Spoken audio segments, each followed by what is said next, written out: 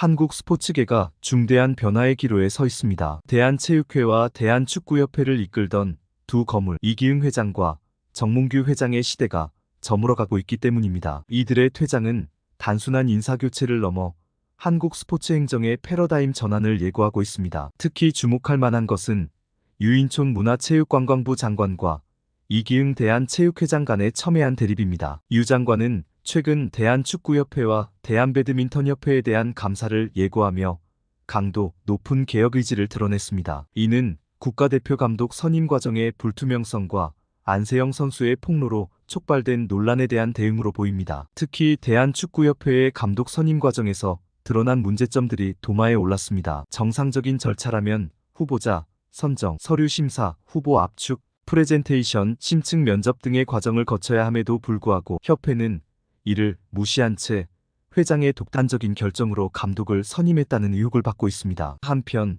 대한축구협회의 615억 원 규모 마이너스 통장 개설 사실이 뒤늦게 밝혀져 충격을 주고 있습니다. 유 장관은 이 사실을 뒤늦게 알게 되었다고 밝히며 절차상의 문제를 철저히 조사하고 관계자 징계를 검토하겠다는 강경한 입장을 보이고 있습니다. 이는 스포츠 단체의 재정 운영에 대한 감독이 제대로 이루어지지 않았음을 보여주는 단적인 예라고 할 수 있습니다. 유 장관은 이러한 문제의 근원을 낡은 관행과 오래된 습관이라고 지적하며 체육계가 정치화되어 있다는 견해를 밝혔습니다. 그는 그동안 여러 상황이 발생했고 여러 번 의견도 냈는데 진도가 잘 안 나갔다며 안타까움을 표현했습니다. 이에 따라 앞으로 있을 큰 국제경기가 없는 시기를 이용해 체육정책의 전반적인 개혁을 추진하겠다는 의지를 드러냈습니다. 이러한 일련의 사건들은 한국 스포츠계의 고질적인 문제점들, 즉 불투명한 의사결정 과정, 재정 운영의 문제, 그리고 선수 인권 침해 등이 여전히 해결되지 않고 있음을 여실히 보여주고 있습니다. 특히 이기흥 회장에 대해서는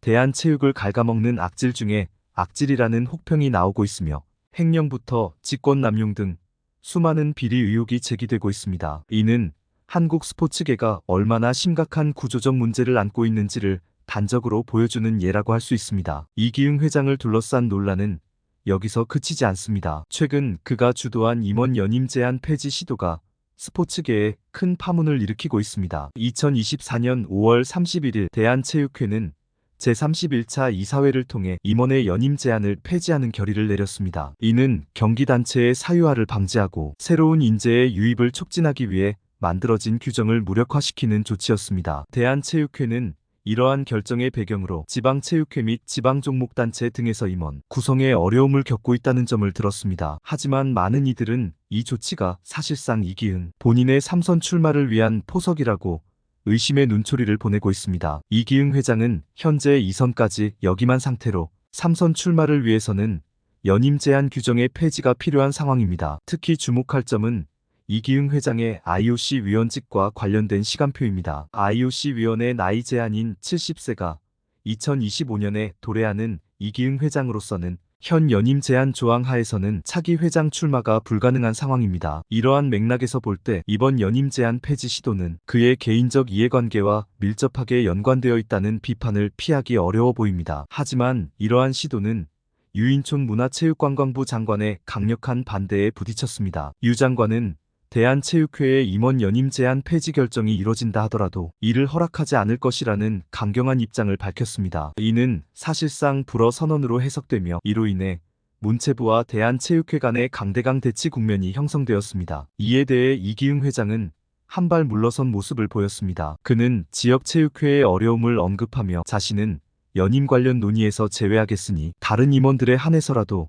연임 제한을 폐지해달라고 요청했습니다. 그러나 유 장관은 이마저도 받아들이지 않았습니다. 그는 연임 제한 규정이 체육단체의 사유화를 방지하기 위해 만들어진 것이라며 폐지는 불가하다는 입장을 고수했습니다. 더 나아가 유 장관은 연임 제한을 폐지하고 싶으면 하라면서도 그럴 경우 정부 지원금 4,200억 원을 전액 삭감하겠다는 초강수를 두었습니다. 이는 체육계 개혁에 대한 정부의 강력한 의지를 보여주는 동시에 체육단체의 자율성과 정부 지원의 균형점을 어디에 둘 것인가에 대한 새로운 논쟁을 불러일으키고 있습니다. 대한체육회의 문제와 더불어 한국 축구계 역시 심각한 위기에 직면해 있습니다. 대한축구협회장 정몽규의 리더십에 대한 의문이 제기되면서 협회 전체의 개혁 필요성이 대두되고 있습니다. 특히 최근 발생한 일련의 사건들은 한국 축구의 현주소를 여실히 보여주고 있습니다. 가장 충격적인 사건은 지난 4월 있었던 23세 이하 아시안컵 8강전에서의 패배였습니다. 한국 대표팀은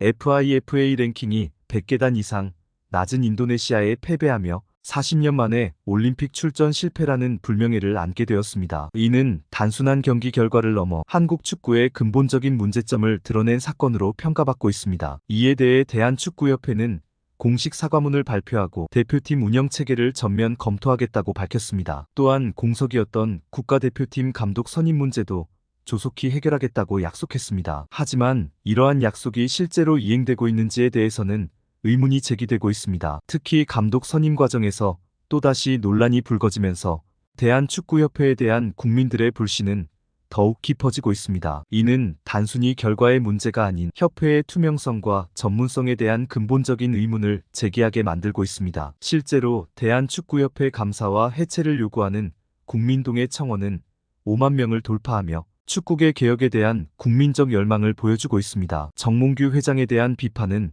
더욱 신랄합니다. 그는 기업인 출신으로 유일하게 대한축구협회 명예의 전당에 오른 인물임에도 불구하고 현재는 한국 축구계 역사상 최악의 회장이라는 오명을 듣고 있습니다. 이는 그의 사촌형인 정몽준 전 회장이 최고의 회장으로 평가받는 것과는 극명한 대조를 이루고 있습니다. 정몽규 회장의 문제점으로 지적되는 것은 단순히 무능함을 넘어섭니다. 그의 행태는 고의 태만이 의심될 정도로 부적절하다는 평가를 받고 있습니다. 특히 문제 해결을 위한 진정성 있는 노력 대신 선수들을 방패막이로 삼아 언론 플레이를 하거나 심지어 대회를 볼모로 협박까지 했다는 비판이 제기되고 있습니다. 더 나아가 정몽규 회장의 사례는 한국 사회의 구조적 문제점을 여실히 보여준다는 평가도 있습니다. 비록 한국이 이미 선진국 반열에 올랐음에도 불구하고 여전히 지연주의와 혈연주의적 사회 구조가 만연하다는 것입니다. 정몽규 회장이 단순히 무능한 것을 넘어 가문의 힘으로 권력을 잡았다는 점에서 한국 사회의 후진적 면모를 드러내고 있다는 것입니다. 정몽규 회장의 리더십 스타일은 한국 축구계의 현 상황을 더욱 악화시키는 요인으로 지목되고 있습니다. 그의 행태는 단순한 무능을 넘어 한국 스포츠계 전반의 구조적 문제를 대변하고 있다는 평가를 받고 있습니다. 가장 큰 문제점으로 지적되는 것은 그의 책임 회피 성향입니다. 정 회장은 본인의 실패나 실수를 인정하거나 직면하기보다는 이를 외면하거나 아랫사람들에게 책임을 전가하는 모습을 보여왔습니다. 더 나아가 비판에 직면했을 때는 상대방을 상대로 소송을 제기하는 등 공격적인 대응을 하는 것으로 알려져 있습니다. 반면 자신에 대해서는 지나친 자화자찬과 과대평가를 하는 경향이 있다는 지적도 있습니다. 이는 자기 객관화 능력의 부족을 드러내는 것으로 리더의 자질로서는 심각한 결함으로 볼 수 있습니다. 특히 그의 자서전 축구의 시대가 발간된 이후 이러한 비판의 목소리는 제도권 언론에서도 공공연히 제기되고 있습니다. 이러한 리더십 스타일은 단순히 개인의 문제를 넘어 조직 전체에 부정적인 영향을 미치고 있습니다. 책임을 회피하고 비판을 수용하지 않는 문화는 조직의 혁신과 발전을 저해하는 주요 요인이 됩니다. 특히 스포츠계와 같이 빠른 변화와 적응이 요구되는 분야에서 이러한 리더십은 치명적인 약점이 될 수 있습니다. 더욱 우려되는 점은 이러한 행태가 단순히 개인의 문제를 넘어 한국 스포츠계 전반의 구조적 문제를 반영하고 있다는 것입니다. 정몽규 회장의 사례는 한국 사회에서 여전히 지연과 혈연을 바탕으로 한 인사가 이루어지고 있음을 보여주는 단적인 예라고 할 수 있습니다. 이는 한국이 경제적으로는 선진국 반열에 올랐음에도 불구하고 사회 시스템 면에서는 여전히 개선의 여지가 많다는 것을 시사합니다. 특히 스포츠계에서 이러한 문제가 지속되는 것은 매우 위험합니다. 스포츠는 공정성과 투명성 그리고 실력주의가 가장 중요시되는 분야입니다. 그럼에도 불구하고 이러한 가치가 제대로 실현되지 않는다면 그것은 스포츠 자체의 존재 가치를 훼손하는 일이 될 것입니다. 더불어 이러한 문제는 선수들의 사기를 저하시키고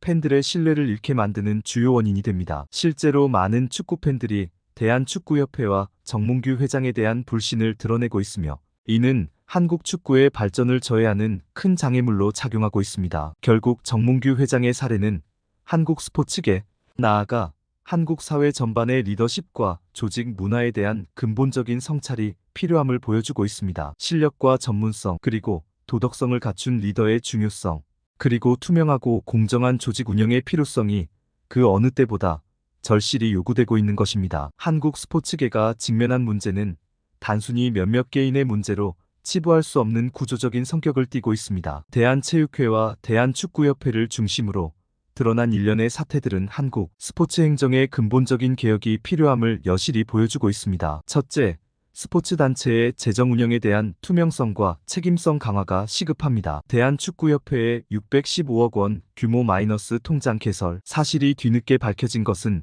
현재의 감독 체계가 제대로 작동하지 않고 있음을 보여줍니다. 이는 단순히 하나의 사건을 넘어 스포츠 단체들의 재정 운영 전반에 대한 의문을 제기하게 만듭니다. 따라서 재정 운영에 대한 철저한 감사와 함께 정기적인 공개 보고 시스템의 도입이 필요해 보입니다. 둘째, 인사 시스템의 혁신이 필요합니다. 정몽규 회장의 사례에서 볼 수 있듯이 여전히 지연과 혈연에 기반한 인사가 이루어지고 있다는 비판이 제기되고 있습니다. 이는 스포츠계의 발전을 저해하는 주요 요인이 됩니다. 따라서 능력과 전문성을 중심으로 한 인사 시스템의 구축이 시급합니다. 특히 주요 직책에 대한 공개 모집과 철저한 검증 과정의 도입이 필요해 보입니다. 셋째, 의사결정 과정의 투명성 확보가 중요합니다. 국가대표 감독 선임 과정에서 드러났듯이 중요한 결정들이 불투명하게 이루어지고 있다는 지적이 있습니다. 이는 스포츠계 전반에 대한 신뢰를 떨어뜨리는 요인이 됩니다. 따라서 주요 의사결정 과정에 대한 투명한 공개와 함께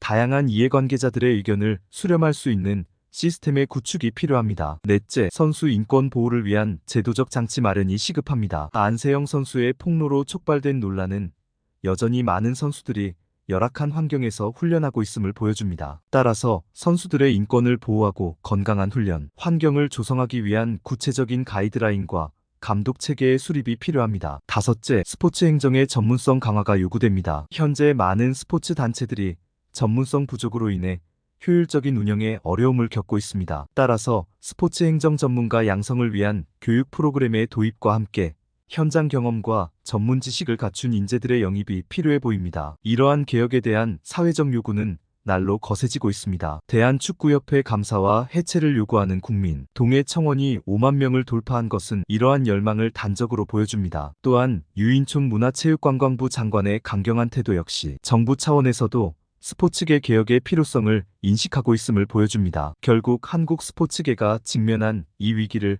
새로운 도약의 기회로 삼기 위해서는 구조적인 문제점들에 대한 냉철한 진단과 함께 과감한 개혁 조치가 필요할 것입니다. 이는 단순히 스포츠계만의 문제가 아닌 한국 사회 전반의 발전을 위해서도 반드시 필요한 과정이 될 것입니다. 한국 스포츠계는 지금 중대한 기로에 서 있습니다. 이기흥 대한체육회장과 정몽규 대한축구협회장으로 대표되는 구시대적 리더십의 시대가 막을 내리고 있으며 이는 단순한 인사교체를 넘어 한국 스포츠 행정의 패러다임 전환을 예고하고 있습니다. 이러한 변화의 물결은 비단 스포츠계에 국한된 것이 아니라 한국 사회 전반의 혁신을 위한 중요한 모멘텀이 될 수 있습니다. 지금까지 살펴본 바와 같이 한국 스포츠계가 안고 있는 문제점들은 다양하고 복잡합니다. 불투명한 재정 운영, 낙후된 인사 시스템, 폐쇄적인 의사결정 과정, 선수 인권 침해, 행정의 전문성 부족 등이 그것입니다. 이러한 문제들은 오랜 시간 동안 누적되어 온 구조적인 것들이며 따라서 그 해결 역시 단기간에 이루어질 수 있는 성질의 것이 아닙니다. 그러나 위기는 곧 기회이기도 합니다. 현재의 상황을 한국 스포츠의 체질을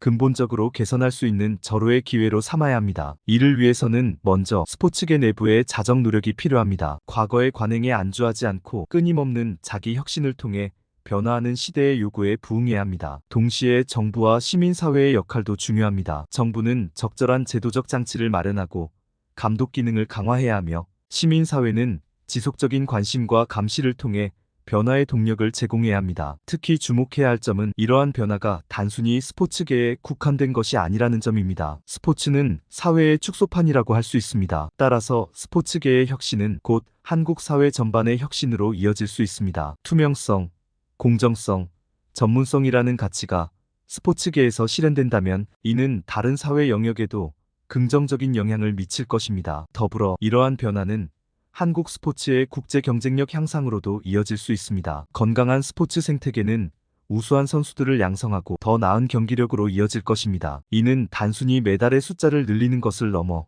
스포츠를 통한 국가 이미지 제고와 소프트 파워 강화로 이어질 수 있습니다. 결론적으로 한국 스포츠계는 지금 큰 변화의 기로에 서 있습니다. 이 변화를 성공적으로 이끌어내기 위해서는 스포츠계 내부의 노력, 정부의 적절한 개입, 그리고 시민사회의 지속적인 관심이 필요합니다. 이를 통해 한국 스포츠가 세계 무대에서 더욱 빛나는 성과를 거두고 동시에 한국 사회 전반의 발전에 기여할 수 있기를 기대해 봅니다. 국민들의 감정을 쥐고 흔들고 선수들을 위협하는 협회장들의 시간이 얼마 남지 않았다는 말처럼 이제는 진정으로 선수와 팬을 위하는, 그리고 스포츠의 가치를 실현하는 새로운 리더십의 시대가 열리기를 희망해 봅니다. 영상 끝까지 시청해 주시고 귀중한 시간 내주셔서 대단히 감사합니다. 구독과 좋아요 부탁드리며 더 나은 영상으로 보답하겠습니다.